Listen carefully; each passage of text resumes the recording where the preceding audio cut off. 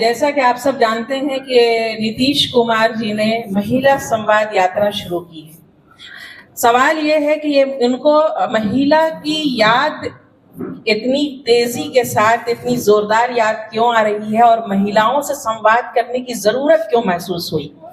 नीतीश कुमार जी तो अब तक ये दावा करते रहे हैं कि महिलाएं हमारे साथ हैं, तो जाहिर सी बात है कि कहीं ना कहीं उनको समझ में आ रहा है कि महिलाओं का मोह भंग नीतीश कुमार से, उनकी पार्टी से हो चुका है और अब महिलाएं जनसुराज के साथ आ चुकी हैं, प्रशांत किशोर जी के साथ आ चुकी हैं। चूंकि हम महिलाओं के सम्मान की बात करते हैं, महिलाओं के हक की बात करते हैं और जनसुराज एक ऐसी पार्टी है जिसने 40 सीट देने की महिलाओं को बात की है और सस्ता ऋण 4% ब्याज दर के हिसाब से उन्हें सस्ता सरकारी ऋण दिया जाएगा ताकि वो आत्मनिर्भर बन सकें, अपने पैरों पर खड़ी हो सके।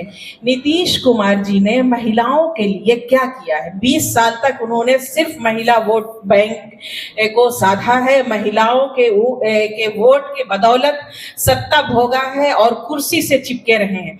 अब महिलाएं जान चुकी हैं कि नीतीश कुमार जी की निगाह में महिलाओं की क्या इज्जत है। आए दिन वो महिलाओं की बेइज्जती करते रहते हैं और अपमान करते रहते हैं। तो नीतीश कुमार जी को जरूरत है कि पहले महिलाओं का सम्मान करना सीखें, महिलाओं की इज्जत अपने दिल में पैदा करें। और नीतीश कुमार जी ने महिलाओं को सशक्त करने के लिए आज तक कौन सा काम किया है? आज से 2005 के बाद से बच्चियों के लिए साइकिल वितरण और ड्रेस वितरण का काम किया और उसका गाना आज तक गाते रहते हैं और उसी को आज तक भोगते रहते हैं। महिलाओं के लिए कौन सा ऐसा ठोस काम किया जिससे महिलाएं जो है मजबूत हों, अपने पैरों पर खड़ी हों, उनको सम्मान मिले समाज में। इनका शराबबंदी कानून का सबसे बड़ी भुक्तभोगी महिलाएं हैं। अभी बीपीएससी का जो आंदोलन हुआ तो बच्चियों को पुलिस पीट रही थी और ये नीतीश कुमार जी कहाँ थे? उस वक्त उनको संवाद करने की जरूरत महसूस नहीं हुई। तो अब महिलाएं खूब समझ चुकी हैं कि ये जो नीतीश कुमार जी हैं सिर्फ महिलाओं को बेवकूफ बनाने का काम करते हैं और महिलाओं के वोटों को साधना चाहते हैं। इसलिए अब महिलाओं ने बिल्कुल ये तय कर रखा है कि अब प्रशांत किशोर जी के साथ, जनसुराज के साथ आएंगी और जनसुराज ही को पूरा सपोर्ट करेंगी और यही उनकी परेशानी का कारण है कि उन्हें संवाद यात्रा, महिला संवाद यात्रा करने की जरूरत पेश आई है। और आज जो हमने अभी अभी देखा, आज पेपर में भी पढ़ा कि नीतीश कुमार ने महिला संवाद फिर से शुरू किया है, तो उनको ये जरूरत क्यों महसूस हुई? उसमें पहली बात मैं यह कहना चाहूँगी कि हम जनसुराजी जो हैं कि वो पहले से ही हमने औरतों को ही इससे जोड़ा और इसमें बहुत सारी जो महिलाएं हैं इससे जुड़ी हुई हैं और हम सभी महिलाओं को देखते हुए जैसे होता है ना कि एक खलबली सी मच जाती है। तो उनके ये पार्टी के अंदर और उनके अंदर पूरे देखिएगा कि मंत्रिमंडल में हर जगह ये चर्चा होती है, लेकिन ये चर्चा होने से बात नहीं बनती है। हमने शुरू में ही, हमारे नेता ने महिलाओं के लिए कहा कि वह चुनाव में 40 महिलाओं को टिकट देंगे। ये बहुत ध्यान देने की बात है कि ये जो 40 महिलाओं को टिकट देंगे और उधर नीतीश कुमार के गठबंधन और नीतीश कुमार के पार्टी में 10 महिलाओं को, मुश्किल से 10 महिलाओं को टिकट दिया जाता है। तो सबसे पहले अगर वो महिलाओं को दर्जा देना चाहते हैं, महिलाओं के लिए कुछ करना चाहते हैं, तो उनको राजनीति में लाने के लिए क्यों नहीं वो 40 महिलाओं को टिकट देते हैं? चलिए 40 नहीं तो कम से कम 25 महिलाओं को ही तो टिकट दे के दिखाएं, लेकिन वो ऐसा कभी नहीं करेंगे। दूसरी बात, जाड़े की ठंड में जब बच्चियां ये आंदोलन कर रही थी, उस समय बच्चियों पर ठंड की रात में पानी की मोटी मोटी बौछारें बरसाई गई और उन्हें यहाँ तक कि पीटा भी गया। उस समय ये महिलाएं, ये बच्चियां, क्या बच्चियां नहीं थी? ऐसा व्यवहार करने के बाद जब आज चुनाव आया है तो नीतीश कुमार को महिलाओं की याद आई है। मैं यही कहना चाहूंगी कि हम लोग चुनाव के कारण जनसुराज महिलाओं को नहीं याद कर रहा है। जनसुराज ने शुरू से ही यह नीति अपनाई है कि वह महिलाओं के लिए टिकट देगा, महिलाओं को संरक्षण देगा और जितने भी हमारे यहाँ देखिएगा कि अगर पुरुष वर्ग काम कर रहे हैं तो उससे कम तादाद में महिलाएं नहीं काम कर रही हैं। हमने जो ज्ञान भवन में अपनी जो रैली की थी महिलाओं के लिए, तो वहाँ पे ये दिखाई दिया था कि कितनी महिलाएं हमारे जनसुराज से जुड़ी हुई हैं। इतनी महिलाएं आ गई थी कि पूरा वो जो परिसर है भर गया था, हॉल में बैठने की जगह नहीं थी, हॉल भर गया था। तो मैं यही कहना चाहूँगी। दूसरी बात, जब साथ देने की बात आती है तो हमेशा नीतीश कुमार पीछे हट जाते हैं। जब वहाँ दिल्ली में महिला पहलवानों के साथ अभद्र व्यवहार हो रहा था, उनके साथ न्याय नहीं हो पा रहा था, उस समय नीतीश कुमार और नीतीश कुमार के जो सहयोगी पार्टी थे उसके ऊपर लाठी चार्ज करने और उसके ऊपर तरह तरह के आरोप लगाकर वो लोग केस कर रहे थे। उस समय नीतीश कुमार कहाँ गए थे? उस समय महिलाओं के लिए जो उनका विशेष कॉर्नर है जो वो याद करते हैं, वह कहाँ चला गया था? मैं यही कहना चाहती हूँ आप सभी बंधुओं से कि यह समय नहीं रह गया है कि नीतीश कुमार अगर ये बात बोले कि मैं औरतों के लिए यह करता हूँ वह करता हूँ, अगर वो एक टर्म में बच्चियों को पढ़ने के लिए साइकिल देते हैं, पोशाक देते हैं, तो क्या वो साइकिल और पोशाक अंत हो गया? बहुत सी बच्चियां तो पढ़ के निकल गई होंगी, उसके बाद क्या? ये बहुत बड़ा प्रश्न है कि उसके बाद क्या? क्या कोई स्कूल है? क्या कोई कॉलेज है? उन्होंने आज तक कोई ऐसी कॉलेज स्थापित नहीं किया, ऐसा कॉलेज कि जो सिर्फ महिलाओं के लिए और बच्चियों के लिए हो। यहाँ तक कि क्या आप पटना में देखिए, इतनी सारी हमारी पत्रकार बहनें हैं, वो आज बैठी हुई हैं, लेकिन पत्रकारिता के लिए एक भी कॉलेज पटना में नहीं है। विभाग हैं, जितने भी यूनिवर्सिटी में हैं वो विभाग है, लेकिन एक कॉलेज तक नहीं है। तो हम कैसे मान लें कि नीतीश कुमार जो है महिलाओं के लिए कुछ विशेष आदर और भाव रखते हैं? इसलिए मैं उनके इस कथन का सर्वथा विरोध कर रही हूँ। मैं यह कहना चाहूँगी कि जैसे ये जब कोई भी घटना ऐसी होती है तो आरोप और प्रत्यारोप तो लगते ही हैं। आप बताइए कि ऐसा कभी हुआ है कि एकदम कोई ना आरोप लगे ना प्रत्यारोप, कोई उसमें कोई विवाद नहीं हो? ऐसा होता है, लेकिन हमारा फर्ज बनता है कि हम अपने विवेक से हमको सहायता करनी चाहिए। अगर दो बहनें हैं और दो तरह की स्टेटमेंट दे रही हैं तो हमको ये देखना होगा कि हम किस तरफ जाए, ये हमारा अंतर गवाही देगा। इसलिए मैं ये कहना चाहूँगी कि यह प्रश्न यहाँ पे मतलब वस्तु स्थिति उसका नहीं है। प्रश्न 2025 चुनावी वर्ष है और इस दौरान तमाम पार्टियां जो है महिला वोट बैंक को साधने की कोशिश कर रही हैं। 2025 चुनावी वर्ष है और इस दौरान तमाम पार्टियां महिला वर्ग को साधने की कोशिश कर रहे हैं। तेजस्वी यादव ने माई बहन मान योजना की शुरुआत की है, तो एक तरफ नीतीश कुमार संवाद यात्रा निकाल रहे हैं, तो जनस्वराज क्या कुछ करेगा? हम तो ये जो आप माई बहन योजना की बात कर रहे हैं, ये तो हम पहले ही कर चुके थे। हमारा जो आप पढ़िएगा वो 5 जो सूत्र है उसमें जो हम औरतों के लिए, महिलाओं के लिए जो उसमें हमने पेंशन, महिलाओं के लिए जो मैंने लोन दिया, वो सबको देख करके ही उनको होश आया तेजस्वी यादव को कि हमें भी कुछ करना चाहिए। कितना दे रहे हैं? आपको याद है ना कि उसके बाद ही ये योजना आई थी, माई बहन योजना। कितना दे रहे हैं ये बताइए। कितना दे रहे हैं हम? 4%।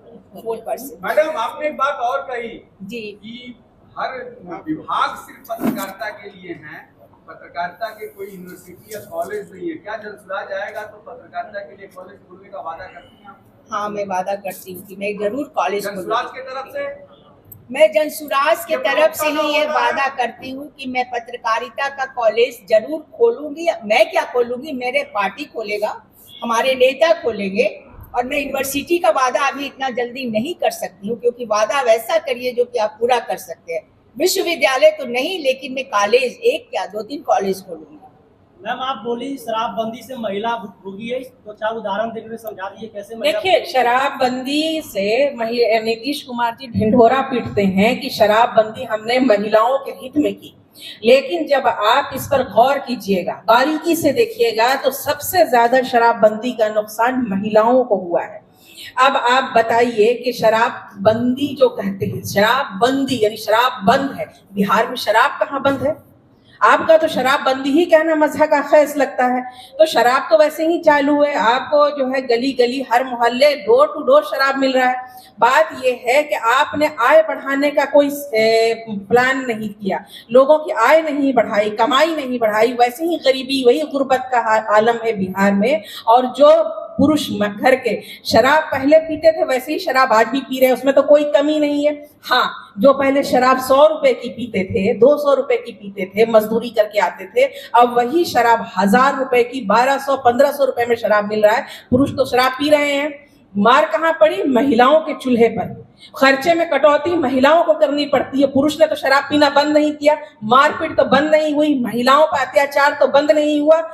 अब बताइए कि नीतीश कुमार के शराबबंदी कानून की वजह से लाखों लोग जेल में बंद हैं और ज्यादातर मजदूर तबके के, निचले तबके के लोग हैं। कोई बहुत बड़ा बाबू नहीं है, कोई बड़े बड़े व्यापारी जेल में बंद नहीं है, सारे गरीब लोग जेल में बंद हैं। और महिलाएं कोर्ट के, कचहरी के, थाने के चक्कर लगा रही हैं। उनकी गृहस्थी पर उसका असर है। जमीनें बिक गई हैं, घर बिक गया है। परेशान कौन है? महिलाएं। और सबसे बड़ी बात हम आपको बताते हैं कि शराबबंदी की तस्करी में बच्चों को उतारा गया है। 10 साल 12 साल के बच्चे जो स्कूल बैग में, जिस बैग में किताब होनी चाहिए थी और स्कूल जाना चाहिए था, वो बच्चे अपने बैग में लेकर के शराब को तस्करी घर घर डिलीवरी कर रहे हैं। किसके नुकसान है? महिलाओं के बच्चे हैं ना, उनका भविष्य है ना, उनके बच्चों का भविष्य आप जो है दांव पर लगाए हुए हैं। अब बताइए, शराबबंदी की वजह से सस्ते नशे जो है बहुत आम हो चुके हैं। अब आप ही सब बताइए कि बिहार में जिस तरह से स्मोक और पता नहीं कौन कौन से जो है चरस गांजे जो है इस कदर बिकते थे, नौजवान इसका शिकार थे? नहीं थे। शराबबंदी की वजह से उसका विकल्प नौजवानों, चूंकि महंगी, अब तो जो है माफियाकरण हो गया है, शराबें महंगी हो गई है, मिल तो रही है, महंगी है, तो नौजवान जो है अब सस्ते नशे की तरफ आए हैं। उसकी वजह से उनका सेहत का नुकसान हो रहा है। हमारे बिहार का भविष्य नीतियां, हम जो एक राजस्व का नुकसान है 20,000 30,000 करोड़, तो वो अपनी जगह पर है। हमारे बच्चों का भविष्य को नीतीश कुमार ने जो दांव पर लगाया शराबबंदी कानून की वजह से। हम औरतों के लिए और मसाइल खड़े किए हैं, तो हम इसको कहां से कामयाब कहें? तो महिलाएं अब समझ चुकी हैं कि इनकी जितनी नीतियां हैं सिर्फ आई वाश है। महिलाओं को उन्होंने कुछ भी महिलाओं के लिए नहीं किया। आपको एक मिसाल देती हूँ कि जीविका दीदियां आए दिन आंदोलन कर रही हैं। लाखों महिलाएं सड़क पे उतरी हुई हैं। वो अपना मानदेय बढ़ाने की बात कर रही हैं, जायज मांग है उनकी। एक मोबाइल, एक आई कार्ड और ड्रेस देने की बात कर रही हैं। अधिकारियों का से जो की तरफ से उनके जो शोषण हो रहा है महिलाओं का, जीविका दीदी का, महिलाओं का, वो उसके लिए गुहार लगा रही हैं कि हमारा शोषण न किया जाए। हमें जो है एक रेगुलर कर्मचारी का स्थान दिया जाए। तो अब ये बताइए कि उनकी जायज मांग है। लाखों दीदियां जो है बिहार में आए दिन आंदोलन कर रही हैं। आप महिलाओं के इतने ही बड़े शुभचिंतक थे, तो आप जीविका दीदियों की सुध क्यों नहीं लेते हैं? क्यों नहीं उनका जो है आप सुनवाई करते हैं, उनकी मांगों को पूरा करते हैं? और आपको जब वोट साधना हो, जब सत्ता भोगना हो, तो महिलाएं याद आती है। नीतीश कुमार जी आधी आबादी की बात करते हैं। क्यों नहीं नीतीश कुमार जी किसी महिला मुख्यमंत्री बनाने की बात करते हैं? हमेशा अपना चेहरा पेश करते हैं मुख्यमंत्री के लिए। क्यों नहीं उनके 20 साल के कार्यकाल में एक बार भी कोई महिला मुख्यमंत्री बनी? इस बार भी नीतीश कुमार जी ऐलान करें कि इस बार हम एनडीए से जो है महिला मुख्यमंत्री बनाएंगे। स्वराज महिला मुख्यमंत्री बनाएंगे, इस बार सत्ता में आती है। देखिए, जन स्वराज जो है बिल्कुल महिलाओं का आधी आबादी हम है और आधी आबादी की बात करती है। और नीतीश कुमार जो है महिलाओं को मुख्यमंत्री बनाने की बात करते हैं, आप ही घोषणा कर दीजिए। देखिए, आपकी जो हम बात कर रहे हैं कि अभी हमारी तरफ से मुख्यमंत्री की घोषणा नहीं होगी, समय आने पर होगा। नहीं, वहाँ चाह रही हैं कि एनडीए जो है अपना घोषणा करे, अपने मुद्दों पर आपके हिसाब से बात करें। आपको मैं बता रही हूँ कि नीतीश कुमार जी का चेहरा तो घोषित है ना, वहाँ बिल्कुल घोषित तौर पर है कि अगले मुख्यमंत्री नीतीश कुमार जी हैं। तो वो महिलाओं के लिए हमने कोई घोषणा नहीं की है। आप घोषणा नहीं कर रहे।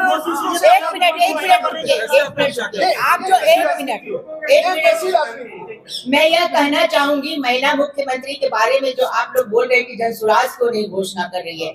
हम अगर नीतीश कुमार से और जेडीयू से महिला मुख्यमंत्री की मांग कर रही हैं, तो मेरे बंधुओं, मेरे मित्रों, वो 15 साल शासन कार्य पूरे करके 20वें साल में है। तो आप बताइए कि हम उनसे न मांग करेंगे कि हम लोग तो अभी कोई हम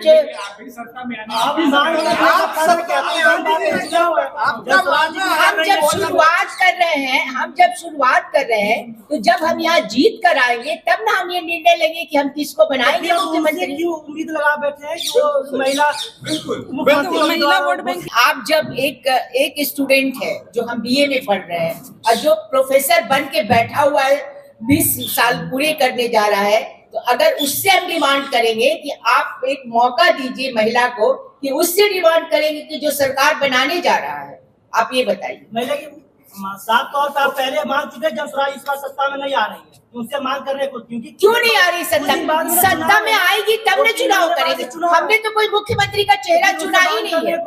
नहीं, आपका तो चेहरा नीतीश कुमार है ना, लेकिन जन सुराज का चेहरा कहाँ है कि महिला है या पुरुष है?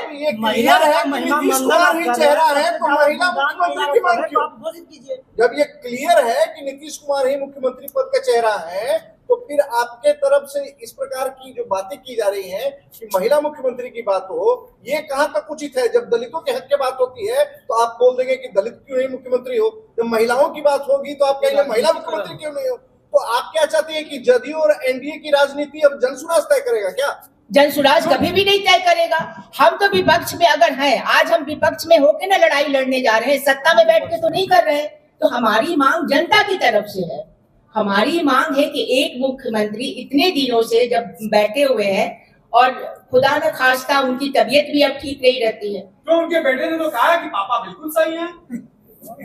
मेरे भी पापा बीमार होते तो हम यही कहते। सबसे पहले तो मैं ये कहना चाहूँगी, जो भी योजनाएं तत्काल सरकार ने लॉन्च की है या फिर जो भी उन्होंने रोल आउट किया है, उसका सारे योजनाओं को उन्होंने हर पहलू को छुआ है। बट सच्चाई ये है कि धरातल पे ग्राउंड रियलिटी में जो इसका इम्पैक्ट होना चाहिए वो इम्पैक्ट वहाँ तक पहुँचा नहीं है। अगर आप स्कीम्स की ही बात करती हैं, महिलाओं की बात करती हैं, अगर हम कन्या उत्थान की ही बात करें, उसका बेनिफिट कितनी महिलाओं को मिला, कितनी कन्याओं को मिला? बस अगर आप सीएजी रिपोर्ट को कोट करें हम, तो सिर्फ मात्र 25% ही लड़कियां हैं जिसको उसका लाभ मिला। स्कीम्स तो आपने अच्छा लॉन्च किया। धरातल पर नीतीश सरकार ने काम किया अपने कार्यकाल में। जो महिलाएं बाहर नहीं निकलती थी वो अब निकल रही हैं। गांव में साइकिल योजना, ये काम हुआ है धरातल पर, उस पर क्या बोलूं? मेरा यही कहना है कि हमने शुरुआत बिहार की वहां से की, जहाँ पे हम कहेंगे कि हमारा स्टेटस नेगेटिव में था। अभी हम जीरो पे आए हैं और हमें जीरो से आगे का सफर तय करना है। तो हम जीरो पे रह के ही अपने आप की पीठ नहीं थपथपा सकते और हम नहीं कह सकते कि हमने बहुत आगे का रास्ता तय कर लिया। हम जहाँ पे भी पहुंचे हमें आगे चलते जाना है। जो हमने रिपोर्ट कोट किया, क्यों नहीं ये डेटा, ये स्कीम्स को लॉन्च पे अच्छा खासा समय हो चुका है, 2 साल हो चुके हैं। आपका डेटा ये क्यों नहीं बताता, रिपोर्ट की इम्पैक्ट स्टडी ये क्यों नहीं बताती कि 50% हमने अचीव किया? अगर आप शराबबंदी की बात करते हैं, कहते हैं कि हमारे घर में डोमेस्टिक वायलेंसेस होते हैं, बट मैं डोमेस्टिक वायलेंस से ज्यादा स्पाउसल वायलेंस की बात करूंगी। अगर अभी भी आप NFHS 5 की रिपोर्ट देखें तो आप देखेंगे वहां पे कि 41% महिलाएं अभी भी स्पाउसल वायलेंस से सफर करती हैं। अगर शराबबंदी है तो ये डेटा कहाँ से आ रहा है? आप लोग क्या ऐसा काम करिएगा जिससे महिलाएं जो है, जो अभी की महिलाएं, जो आपने कहा कि महिलाएं पर्स में लेकर शराब घूम रही हैं, बच्चे स्कूली बैग में शराब लेकर घूम रहे हैं, तो आप लोग का क्या प्लानिंग होगा? ये कैसे बंद होगी? आप लोग का क्या प्लानिंग है, क्या योजना है जिससे तमाम चीजें बंद हो जाएंगी? योजनाएं तो यही है, जो कि हमें सबसे पहले फाउंडेशन पे काम करना है। फाउंडेशन जो कि शिक्षा, विषय और बिहार भूमि व्यवस्था, इस पे काम करना, उसके लिए नीति तैयार हो रही है। और जो भी नीति तैयार होंगी हम उस पर, जब हमारी सरकार बनेगी तब हम उसे बहुत बेहतर तरीके से, विस्तृत तरीके से हम उसका एक्सप्लेनेशन देंगे। लेकिन अभी ये कहना, अभी तो हम ये बताएंगे नहीं सच क्या है। हमारे प्लान्स हम तब बताएंगे जब हम उस जगह पे पहुंचेंगे और तब हम कैसे से रोल आउट करेंगे, तब हमारी ये नीति होगी।